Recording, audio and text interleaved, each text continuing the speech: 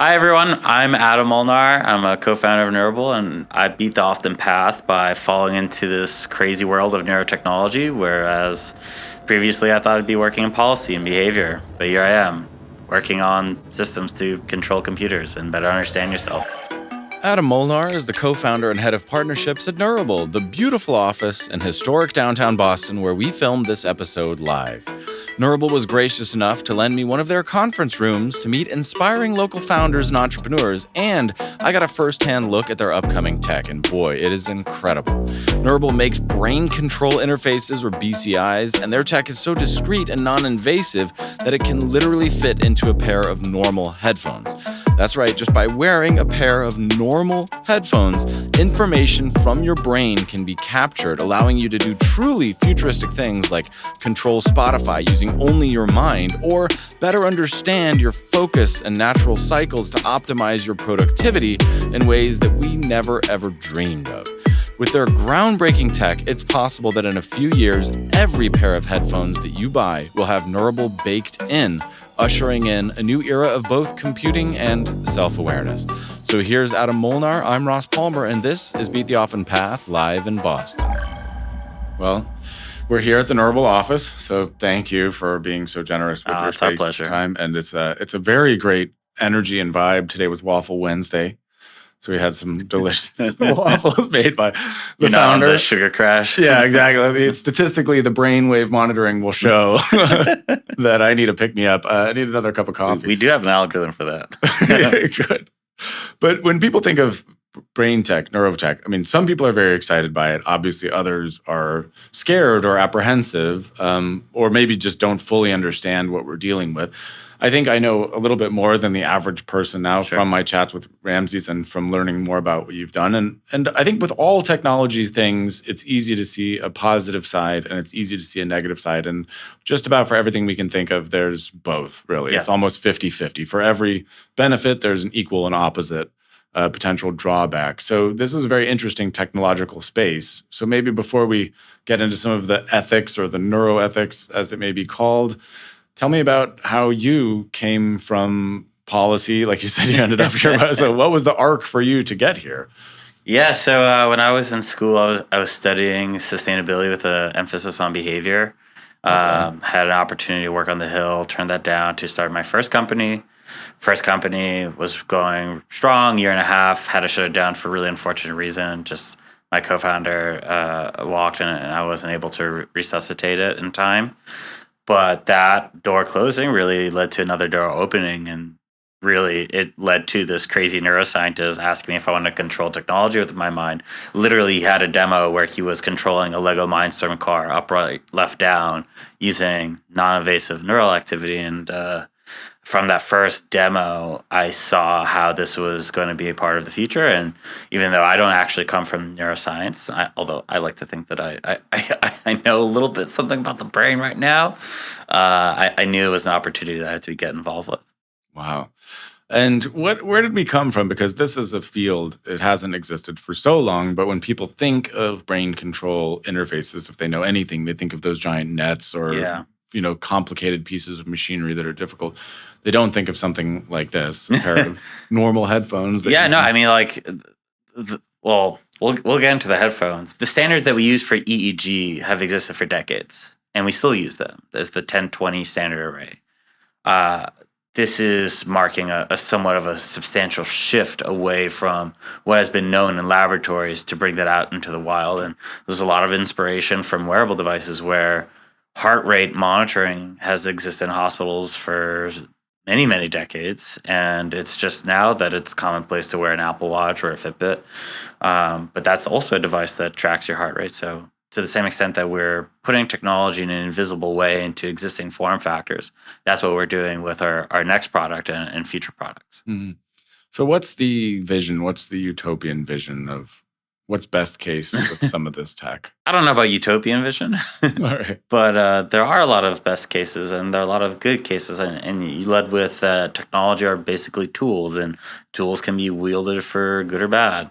And it's somewhat up to society to determine safeguards, whether that's policy or culture, to really get that going. So in regards to good use cases and good outcomes, what we're providing people really for the first time is an unfettered access to yourself from an organ that has historically have no pain receptors.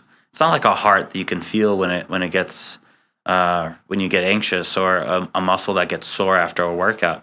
There is an equivalent of that for the mind. So Brain OS, which is our platform, that first version is going to give a level of insight on a consistent basis that's validated and just works in a form factor that you don't feel like you're part of a science experiment, really for the first time. And that's really exciting. And earlier this morning, we had a call with a Waffle Wednesday, and they were sort of showing some of the potential applications, again, for people who have had difficulties, people with spinal cord injury, people who have cerebral palsy, or various things that prevent them from being able to do a lot of the things that many other people take for granted. So creating an interface with the brain directly has a number of incredible advantages across a wide number of fields, in addition to just the sheer convenience of being able to control something with your mind and say, Spotify, play the next song or something silly, right? Yeah, I mean, what you're touching on is the root of my co-founder's starting thesis, the starting vision that really got all of this into motion, which is that, for better or worse, there are people who just get limited by life, whether that's a physical limitation or a cognitive limitation. We don't like to think of them as limitations. These are just things that we can build around, that we can solve, that we can equalize. And I think that is a very powerful responsibility. Whether you have cerebral palsy and your conventional communication methods are not what you are able to do, that doesn't really matter, because you do have a functioning brain. You are healthy. You are a human. So how do we make it so that all of those people, all of ourselves, how do we participate on this equal playing field? And that's the vision of this quote unquote a world without limitations. Mm. Do you see it as being an input device? Or what do you think the limitations of it as an input device are? Can I, in the future, type without using my hands? How many activities could theoretically be replaced by something like this? That question really depends on what sense you're talking about, because there are existing limitations, but those limitations also change. And that also changes when you look at multimodal communication. In other words, you're not just looking at EEG, but you're also looking at EMG, electromyography, so electrical activity of the muscles, or what's going on in your environment. All of these are different context clues that you can use to improve the capability of something. But to answer your question specifically, right now we have limited interactions that you can practically use. That's pause, play, fast forward.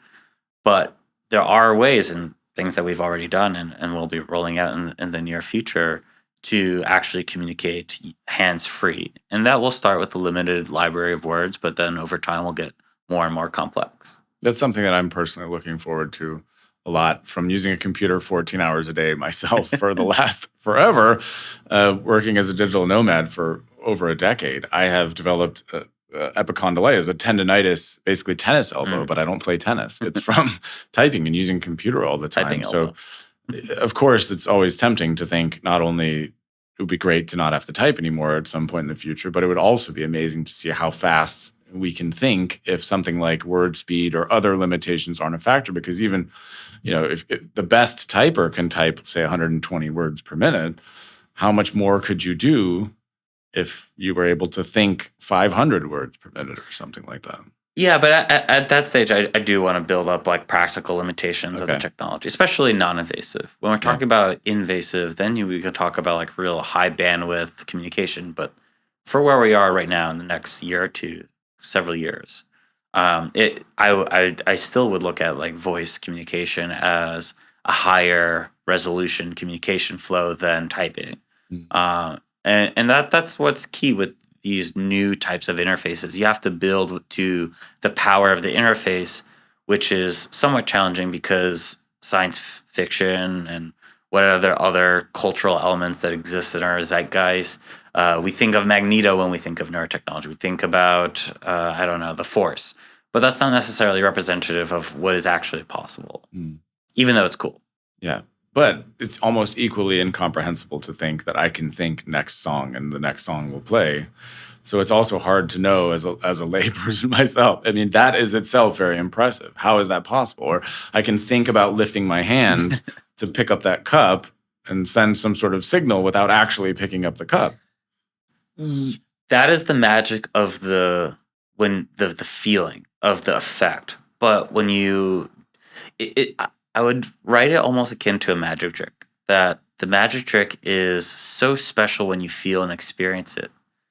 And then when you learn about it, it's not so much that it isn't as magical, but it makes sense. And that somewhat goes away. So it's like when you figure out how to do these fundamentally difficult things, then you get a different kind of appreciation for it. And that's the route that we're taking. It's not like if the effect that you feel is I want to skip the song and it's able to skip the song, it's not necessarily because we're reading your mind. But that is the power that we're giving you. But it is foreshadowing, because the part that always confused me, and I'm sure it's quite straightforward, is just how can I send the signal for doing something completely without actually doing it? Yeah. Well, see, your body is funny in the sense that it somewhat is a filter. That, like, for example, people will refer to your finger movements or the electrical activity in the muscles in your hand as an extension of your brain, because ultimately there is an electrical signal that does go from your brain into the muscles into your hand to then manipulate a keyboard click or whatever. So how we think about what is a neural signals is subject to interpretation. We do these things biologically that filter that signal out for a more specific intent. Like if I'm typing between yes or no to answer a question and I type yes, that's not you necessarily reading my mind. That's my neural signal translating into an input that answers your question. Mm-hmm. And then on the algorithm side, we also do something similar where we have different labels. We filter in a specific way to look for insights or data that is inferential of a target answer. And that's how we build and train these things to then build up capabilities to power features that then give an end person a benefit. It's these series of translations. Mm. And within a year or two, without getting into anything that you can't share, what do you think the upper limit of that might be in the short? I'll answer that question, but I think it's almost distracting to think about the upper limit. Okay. Where the groundbreaking thing is setting a lower limit, to setting that 0 to 1 transition of what's actually now possible. Mm-hmm. So I'll start with there, and then we can feature cast of what's possible, the juicy deets. Right. But like really, for the first time ever, having an objective estimation of attention that you can then use for a bunch of things, whether it's distraction. I was listening to a podcast today on the train from New York to Boston, and as one does while listening to a podcast, I started mind wandering. I started thinking about a new solution to a problem. But then, like, shoot, I missed the last 5 minutes. And one of the things that we're prototyping in the office very soon is a feature to essentially bookmark parts of a podcast of where were you really dialed in versus the parts where you might have drifted off. So that either it will auto flip back to you, or it will slow down the speed of the voice so that you have a audio cue to get back to it, or a report of what were the parts that were the most tasty for you, and what were the parts that maybe you weren't you were a little bit distracted. Mm-hmm. These are practical applications of what's now possible because we have this fairly reliable estimation of attention. Yeah. And that's just step one. We also have things around fatigue. We have early promise for stress and biomarkers of neurocognitive diseases. So that's the bottom limit. The upper limit goes, we're turning the taps on neural data in an intentional, ethical way that for the first time really allows us to do crazy machine learning, crazy AI. Because that hasn't really existed outside of academic data sets, but then those aren't really representative of natural environments. And anyways, that's not even at the scale of what we'll be collecting even just next year when we'll have tens of thousands of units out in the wild. So we'll be able to train up libraries to detect various different facial expressions. We'll be able to go beyond just a simple estimation of attention will be able to go from. We have an algorithm right now that I can speak publicly about called Take a Break, where it identifies cognitive decline and then just gives you a cue that says you would benefit better from a break now than if you were to wait X however minutes. And this is a pilot that we ran with the Mayo Clinic and something that we're continuously proving out and is very exciting. But that's just level one, when you should take a break. The next is when you take the break, how recuperative was it to you? How much did it restore? Like, what was the equivalent of battery charge that you got from it? And that's level two. Level three is then starting to curate tailored intervention for specifically to you. Now, you at your current disposition would most benefit from a 5-minute walk, a 7 meditation, or maybe half a cup of coffee. And these are real things that you can start to get to when you start measuring things and getting these data points at scale. So that being able to get labeled data around things that have been a little bit more squishy in neuroscience, like the valence scale, which is a little bit more around emotional affect. So like happy or sad, that part is not super well understood and I think is hard to see in the data. But what happens when you start to have that many, many times over, I think that you could get closer to that, or you could at least get proxies of that. And then think like a video game that tailors the narrative to your current situation. Imagine a large language model that's now taking into account emotional qualities. Like it's a level, it's a new dimension of understanding that's now available to a computer that hasn't existed before. Mm-hmm. And with that, so the lower level is it tells you that you weren't paying attention when your advisor repeatedly told you that you weren't allowed to take these classified documents out of the room. It looks like you weren't paying attention to that whole exchange. So maybe you should circle back and do that. That's the lower bound. Or a book or a podcast. I'm sorry about that. It's clearly sometimes you're not mentally there. Sometimes you're not mentally listening to what's being presented to you very clearly. But at an upper limit, you can really, if you are the type, really optimize your life. You can optimize your productivity, perhaps, and you can start figuring out how you work and start making better, more informed decisions about structuring your day, which could have pretty far-reaching implications for the way that all of our days are structured, I imagine, if that data becomes more readily known. Absolutely. And there is a risk associated with that. We don't want people to get obsessed with the optimization. What we're trying to communicate and have people benefit from is access to a new data source where you are able to have a better understanding. You can color in this second guess that you might have had. You just have another reference point to better understand yourself, and that's what we're trying to accomplish. But yeah, totally, it could be used for optimization. It could be used for productivity improvement. It could be used for reducing strain on your cognitive profile. Could be used to just explore parts of yourself that you didn't know about. That's the thing, right? It's a double-edged sword when we're opening up this new thread of understanding that we haven't had before. Mm.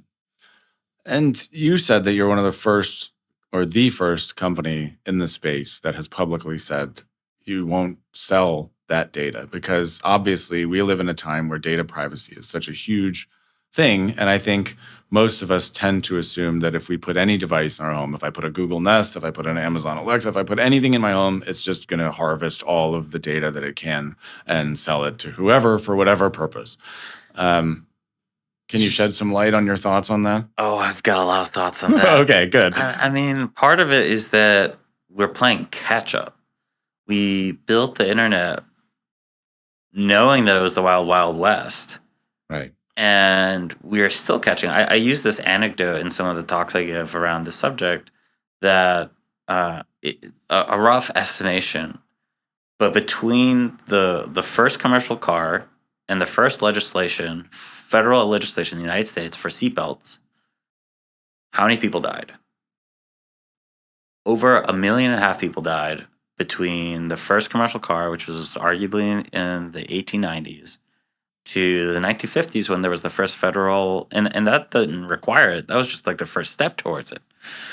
And that's just an illustrative example of, even though we know that things can be bad for us, we're really bad about making change. So I digress a little bit, but Well, it's use important, that. when you're going to drive home from the bar, make sure Absolutely. you put your seatbelt. Oh, wait. We didn't enact any laws in many Whoa. states until the 80s. You could just drink and drive, right? All of these things. Yeah, but yeah, so several years ago, this reporter got in touch with me from Routers and was just trying to get a sense of where neurotechnology stands in the field of ethics. And I told him, like, our company won't sell your data. Like, that's not our strategy. We may use your data from a deauthenticated source to improve algorithms, create new capabilities, return new value to you. But we're not going to sell who you are to someone so that they can engineer a better advertisement, or an insurance company so that they can jack up your rate, which is what is happening. Um, what else? Our company hasn't always had the success that we had. We did have some challenges, as most startups do, and at one point we pivoted. We went from immersive hands-free computing to understanding where we could build a business, because we are a venture-backed business after all. And in doing so, we were doing customer discovery, which is a standard procedure that most startups engage with, at least most good ones.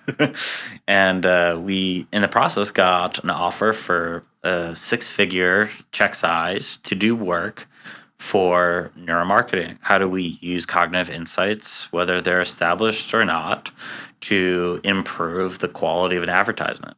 And we turned that down. We really, like, between Ramses and I and the team, who are all actually quite active in the neuroethics space, that's not what we wanted to build. When you're doing a startup, you're investing your soul, your time, your capital, other people's trust, and that wasn't what we wanted to do.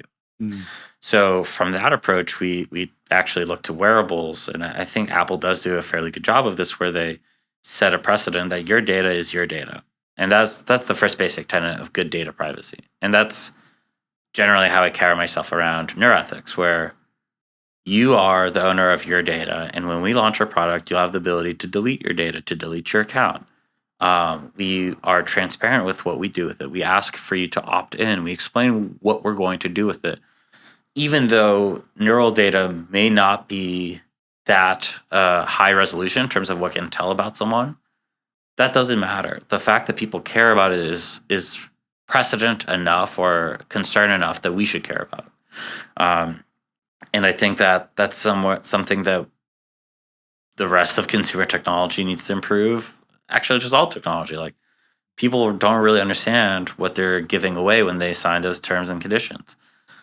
There are features that if you don't give away your data, you just can't use it. So it's like, am I going to use the internet, or am I going to protect my information? I wonder how different our reality would be if data were treated as currency. Could you imagine how much more protection there would be? Like, how much data gets stolen every day and we just do nothing about it? And to some extent, I think there's a very strong argument to be made that data is currency. It is currency, yeah. So yeah, I think it's super important. We're way behind catching up, and there is good work being done, but it is leagues behind where we should be. So from a marketing or advertising standpoint, obviously the Coca-Cola would like to know that for the 30 seconds of their latest commercial, you were fully engaged and that the dopamine was jacked up to the max. You have nothing but positive associations. So it's easy to understand how a marketer or an advertiser would want to make use of that data, because it's like the holy grail of understanding what somebody feels, and then you can A/B test 1,000 different versions. So this one had the most. But of course, extrapolating that a bit further, when you've got algorithms controlling our lives like TikTok, the ability, of course, to really, really make somebody addicted to a platform and say, like, okay, we're not going to let you off the hook here. We're going to keep that dopamine perfectly dialed, has pretty far-reaching implications as well, especially when you consider that a lot of the people who are most active on these types of platforms have no idea that these things are learning from them, or that are, feeding them stuff that is designed to hook them to the maximum possible. degree? I was speaking at MIT with fellow esteemed individuals who talk about neuroethics, and one person was trying to make the case that neuroethics is unique because it has long-standing implications that could manipulate our behavior. And I said respectfully, I disagree that we are currently engaged with many activities that we don't fully understand how they manipulate our behavior. Social media being a great example, shitty example, but a great example. Mhm. I see this tool as potentially even being a boon in this, or like a remedy, where you could at least be able to monitor it and then be able to build out interventions for it. And that's why my platform, when you give me a soapbox and you let me go, it's not about technology. It's about protections. It's about transparency. It's about what's it called? Um, Consent, and Mhm. more than consent, what is informed consent, Right. as opposed to forced consent, which is Click also click OK or you can't use this product. exactly. Um, how do we build in the option to be forgotten? How do we prevent surveillance?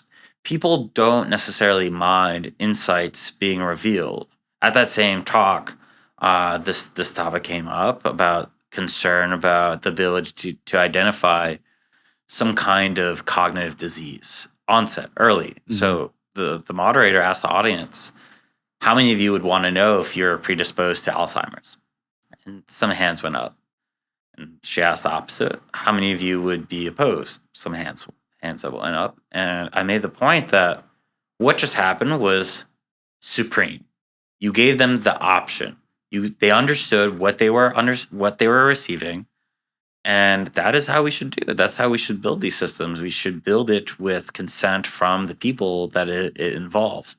And then when it starts to go beyond the user, when it starts to become third party sales or commoditization of data, that's when policy needs to come into, or I mean, policy needs to come into play at all levels. But that's when I think we really do have an obligation to ensure that these systems are being used in an above board manner.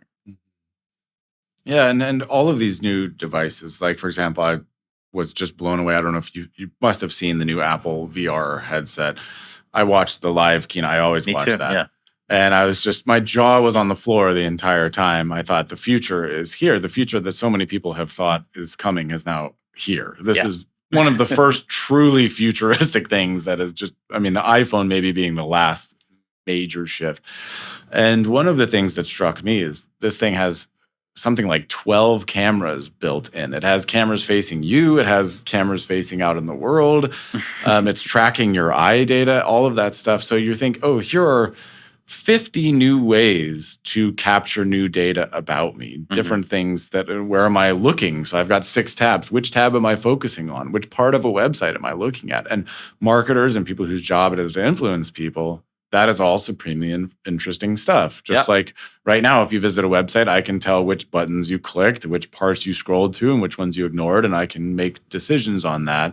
So now it's like I can tell what you looked at or whether something blinky caught your attention and you focused over there. So the more of the data that we're capturing, the more it becomes clear that we do need some kind of comprehensive guidelines about what we do with all of that data. Absolutely. And I think the thing to note, and you're already touching on this, is that the sensors are not going anywhere. They're only going to become more robust. The data is only become is excuse me is only going to become even higher resolution. So that's why I put such a premium on how do we generally protect these things. And I think that that's what we really need to solve. And that gets into incentives. How are people being compensated for these things? It goes into policy. Like, at what point do we need to prevent these things from being done in the Mhm. first place? How do we punish bad actors? Right now, companies operate knowing that they're doing wrong and just accept the fine because it pays to. And that's an example of a wrong incentive. Uh, so it's very complicated. I won't even begin to claim that I have all the answers, but I do think it begins with doing what you can. So, like, from our part, whether or not, and I do anticipate that we will be, but for the sake of an argument, whether or not Neurable will be here in 10 years, the decisions that we make, the culture that we set, and the precedent that we put with our products essentially facilitate other companies to follow that or force other companies to follow that. Because if they then do anything less, then they're, that's no longer the norm. So I think we have this little obligation, which I think is a fairly major obligation, to do what's right, and that's how we carry ourselves. Well, I very much appreciate that you are on that side, because Thank you could easily not be. You could have chosen not to do that. You've chosen a more difficult path. We mentioned that before, deliberately, which I always am personally Path not taken. most interested in. Right, I'm most interested in the people who display another level of thinking about some of these things, because a lot of people, and that's never been what my show has been about or any of this, but I'm not impressed by people who want to make the most amount of money possible. It doesn't, I don't care. If that were the case, I'd go into investment banking. Or it's like, I want to make billions of dollars, but who cares how? I think how matters just as much as what, to me. You know what? Say what you will about billionaires, but I would be willing to bet, not $1 billion because I don't have that, but I'd be willing to bet a large sum of money that most billionaires did not start their careers or engage in their careers with the goal of becoming a billionaire. I think especially like in tech, I think these people genuinely had a vision for a change in the world. And because our world is primarily a capitalistic one, it rewards innovation and disruption. And who knows where it goes after that and what views that might warp. But I think it comes back to incentives. And some initially, especially founders, they're driven by a personal ambition that they want for the world. Where it goes after that, I can't necessarily say, but yeah. Yeah, and it's a world of unintended consequences. It's a world where we're going full speed ahead at all times, changing things. But of course, we don't know. And maybe we're not meant to know, depending on how philosophical or spiritual you want to be. Maybe it's not our place. Maybe entropy, for entropy's sake, is a force that is important in the universe. Maybe just messing with things is important.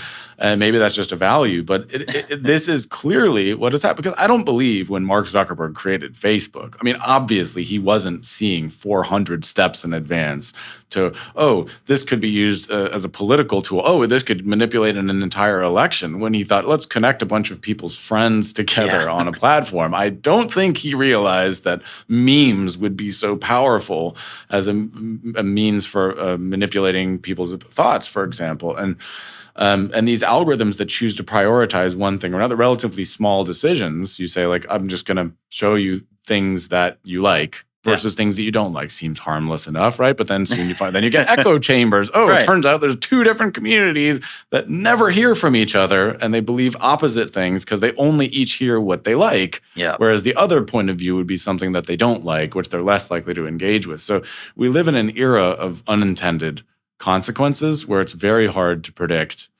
what's going to happen or what the 10-year on, 20-year on, 30-year on consequence of a decision we make today will be. And I think that's always the case. It's always been the case. Like, people, many studies point to this, show that we are illogical actors and are extremely are very influenceable. It's just that the decisions that we make now, I think, have a little bit of a stronger rippling effect, because one sets of zeros and ones then connects to another and then to another, and then that becomes capitalizable. Mm-hmm. Yeah. And that's like the positive side of that is some things that other people aren't worried about. I do have a lot of faith in human ingenuity. Mm-hmm. And, a couple hundred years ago, the fact that we would run out of oil was who cared, right? That didn't mean anything. And now we say, oh my God, if we run out of oil, we're screwed. But I do have faith that, it's clear that the advent of the car, for example, then suddenly extreme demand for oil and gasoline, right? But if we invent something else that replaces Whereas before the car, there might have been horse food was more important. It's clear that those changes can dramatically change everything relatively quickly if it's certain types of thing. Like when something comes out, the whole market can change. Mhm. Look at the iPhone. Nokia was a leader, BlackBerry was a leader. Who cares about either of them now? So these sea changes happen very fast. When new technology, and I have faith generally that a lot of our problems can be solved by technology. It's just new issues or ethical implications will arise as a result of doing that we maybe can't predict. Yeah, and it is just this circle of problem solving, almost like a whack-a-mole. There's always going to be a problem. And I think the best that we can do is figure out and create a situation where we are actively trying to make it better, trying to leave the place better than when we came. And I think if everyone approaches it with that, there generally will be a net positive change. But it does dip into philosophical questions of like, what does it mean to be human? What does it mean to coexist? What is our relationship with technology? How are we as a species? Like all of those things are changing. I think that's okay. But yeah, the next 10 years are exciting. This is definitely not a boring time. No, not at all. But I wonder if anyone would have said that this is a boring. Like, yeah, I reckon this is boring. Oh my god, so predictable. Will anybody be able to earn money in 10 years? Will anybody have a job in 10 years? That's Doesn't the question. matter. Yeah, right. Will we get to universal basic income or not? Who knows?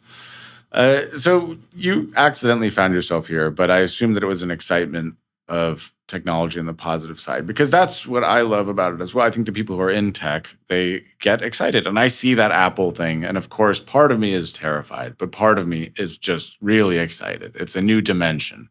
You can see the positive things. When I think of stuff like what Neurable is doing, part of me is really, really excited. When I see a kid with cerebral palsy up on the screen controlling things and his world has expanded dramatically, how could you not be excited by that? So I think a lot of us are motivated by that excitement first and foremost. Is that what you feel? Is that your primary motivating factors? What could this all become? Yeah, I feel this obligation to. Before I get into that, like I think we all recognize that this is important technology. That the ability to understand ourselves is just continuously improving in resolution. That we're going from computing from a desktop to computing on a phone to now computing in our ear, and then in the not so distant future, this bilateral computing where the devices are writing to us and we're writing to the devices. All of that is interesting. Mm.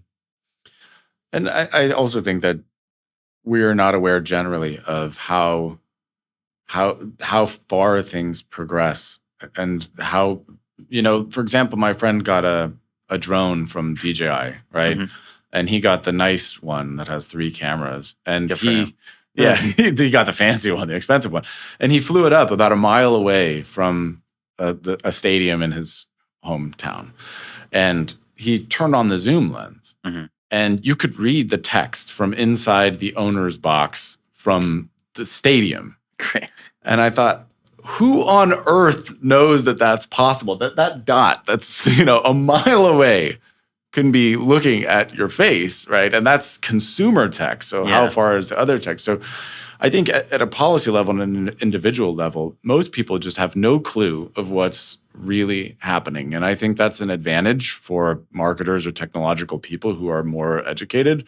But I think a lot of people would be surprised by the level of tech that exists all around them and the sophistication of tech that exists all around them if they really knew more. And if people were to see the data repositories that exist about their internet usage, their minds would be spinning. Yeah. So just to answer your previous question, because like I was talking about these changes in platforms, and it's interesting the reason why I'm still doing what I am, even though I don't come from a neuroscience background. I don't have the personal connection of someone who lost the ability to walk and wanting to use my entire soul to rehabilitate that or to change that.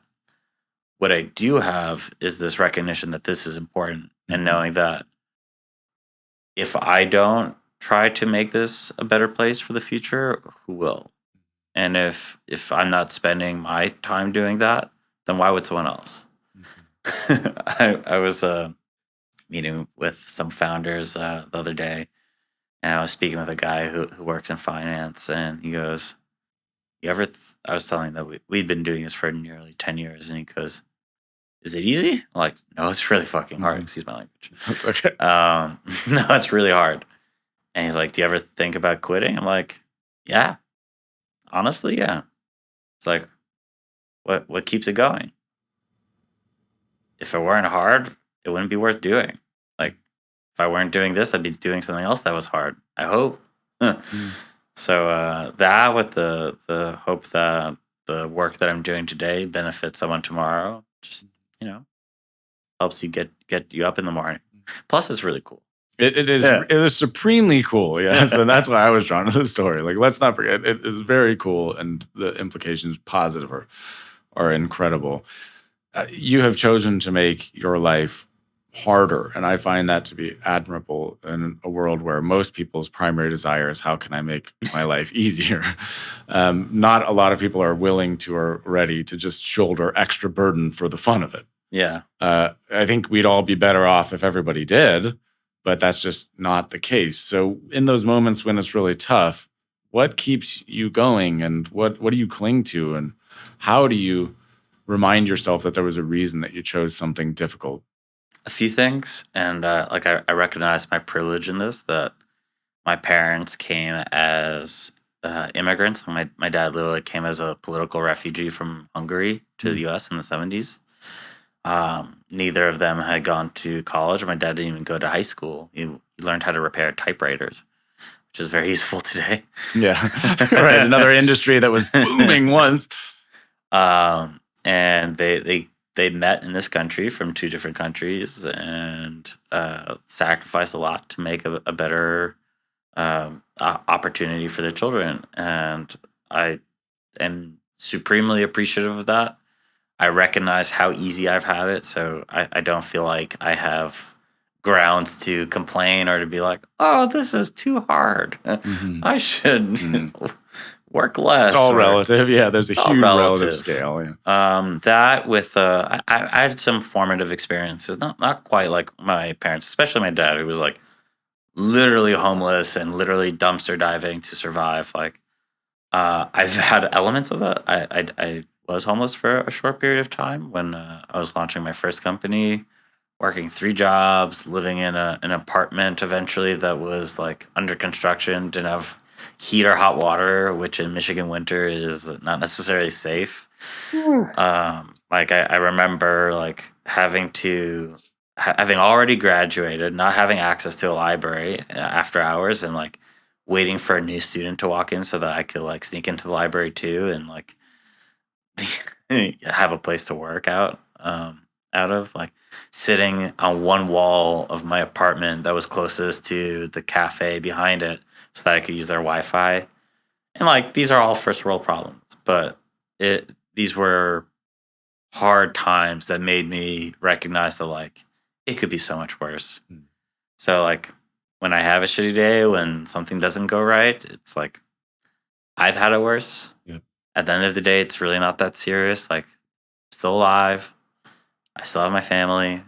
Have friends. I know that I'm loved. I know that I love.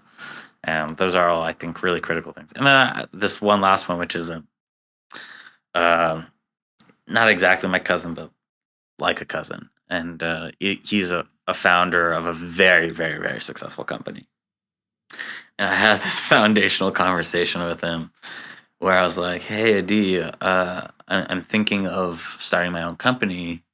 You know, you were very successful. Like, what do you think?" And you know what the first thing he told me was? He goes, "This fucking guy." He goes, "Don't do it." Yeah. It's the only logical thing to say. He goes, "Don't do it," but let me qualify what I'm saying. Okay. I don't literally mean do not do it. What I mean is whatever you think you're getting yourself into, you're wrong. it is not pleasant. You are most likely going to lose money. You're going to work harder than you ever would at any job that would pay you tremendously more. On the other side, you'll be able to choose what you work on. You'll be able to dictate the environment that you're in and the culture that you create.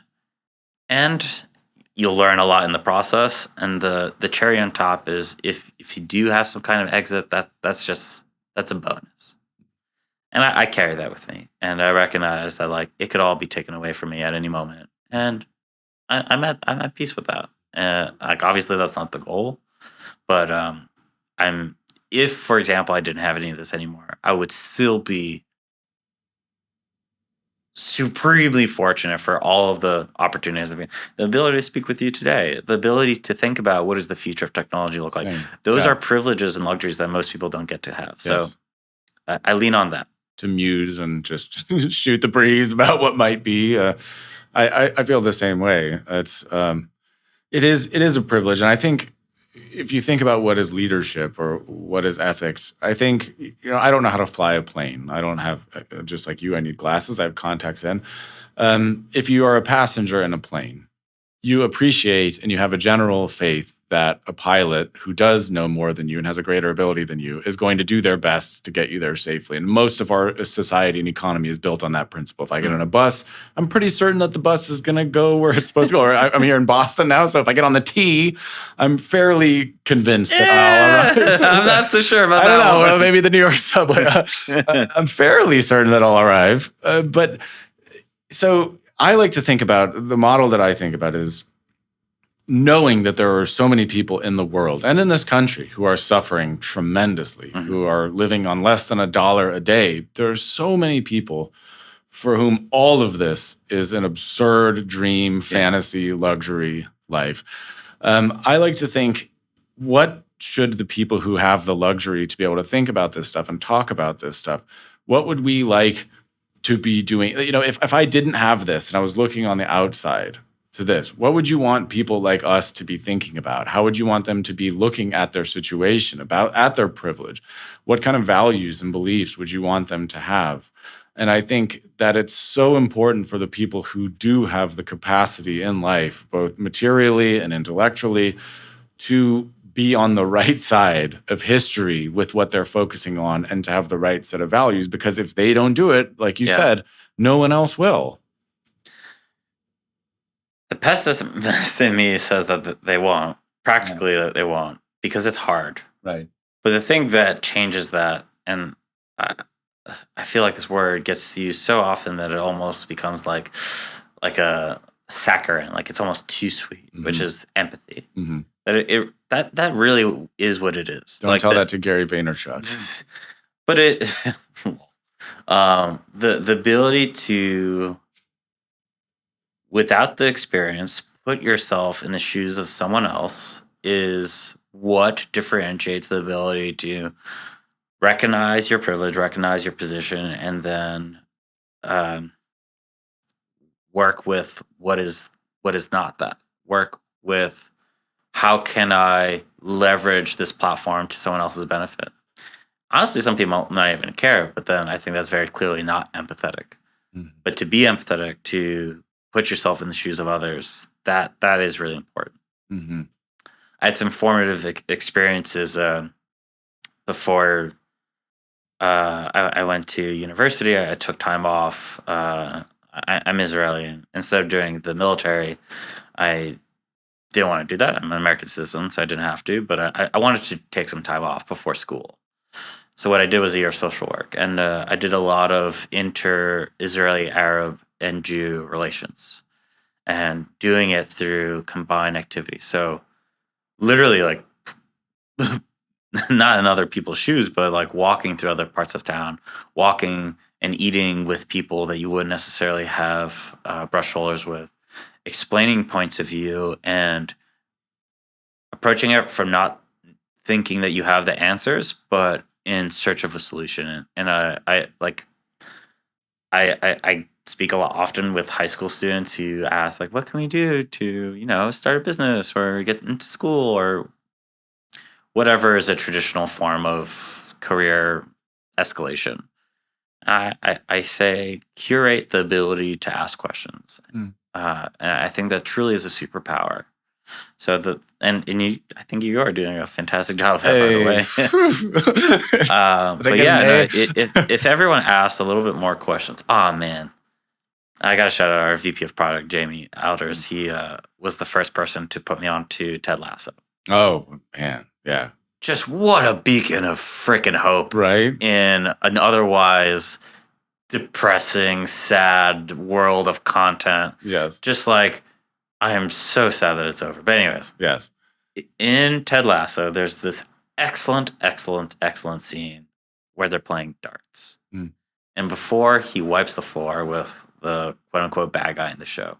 Sorry, spoilers. So it's a couple seasons back, I think. This is the first season, Yeah, like right. second episode, first Right. episode.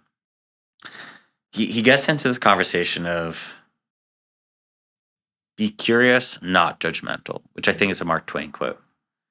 And he goes into like, if you ask questions, if you're empathetic, if you're trying to understand other people's dispositions, it will just take you that further. It will show you the difference, not all the time, but enough to make a difference. I think that's what's important because nothing will be perfect, but we can do is improve. And that's the approach I think we have here at Neurable as well. Yeah. Very wise words. And you learn through interacting. Yeah.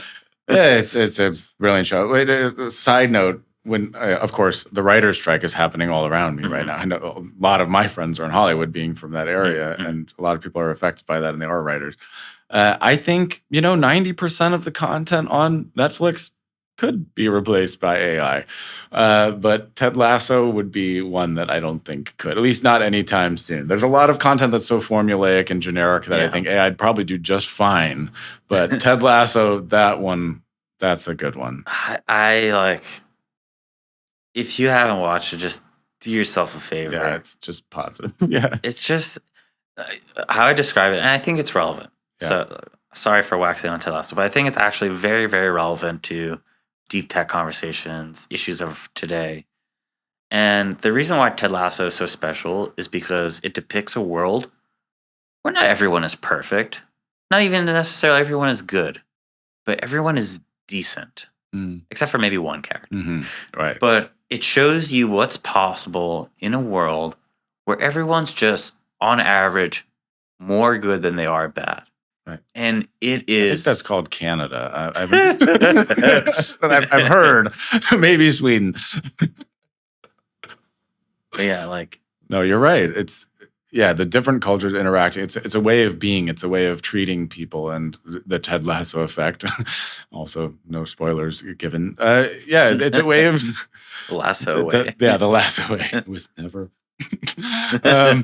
It's a way of being. It's a way of thinking about things, and I think it's unrealistic that everybody will be that in this world. We've all had to come to terms with the fact that there are many people who are driven by many different motivations in life, and that can be very frustrating and that can be very upsetting. Yeah. But having those types of role models and having those types of people out there, again, just to witness, you're like, oh, that's what it could look like. That's what a leader could be. Ted Lasso could be that way. That's how you can unite a diverse group of people with very different interests over time. That's how you can bond. That's how you can, very profound implications for building a company, for example. How do you get the most out of all these people here? I think the more that we can be positive role models, and that was why, as I told you before we started taping, my point of doing this was to focus on the people who are doing good things, because I think by default, critical, smart people, we tend to latch on to the stuff that is wrong with the world, the stuff that is broken, the people, we see the same names in the news over and over and over again, and we say, why can't I fix them? Why can't I fix them? And I think my objective is to shine a spotlight on all of the people and say, look, that's not everybody. What dominates your news feed, that's not everybody. There are incredible people who are very smart and they've got their hearts in the right place. Yeah.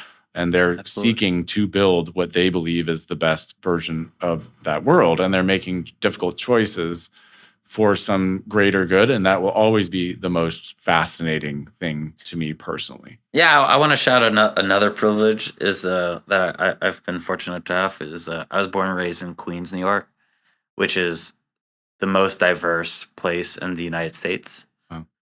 So That's cool. I didn't know that, but yeah, not no, surprising. it's Okay. awesome. And when you have diverse experiences, you're able to have these kind of understandings. You're able to think through things differently. You're able to recognize that, oh, maybe not all things are bad, but it is like bad things happen, but that's not the totality of it. Mm-hmm. So experience, empathy, just being a decent human being, like those are the core principles that I grapple with. Yep, I agree. And I also try to remind myself, and something that I genuinely do believe is that when we think of diversity and empathy, it often, depending on your point of view, it extends in one direction. You say, like, oh, I need to be empathetic towards this group.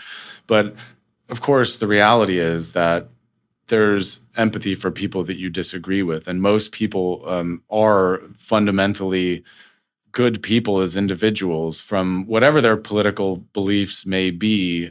Most people at their core want the same things, I think. They want validation, they want love, they want a sense of contribution. They just may have very different ideas about what that means. To connect it back to the brain, your brain likes to be right.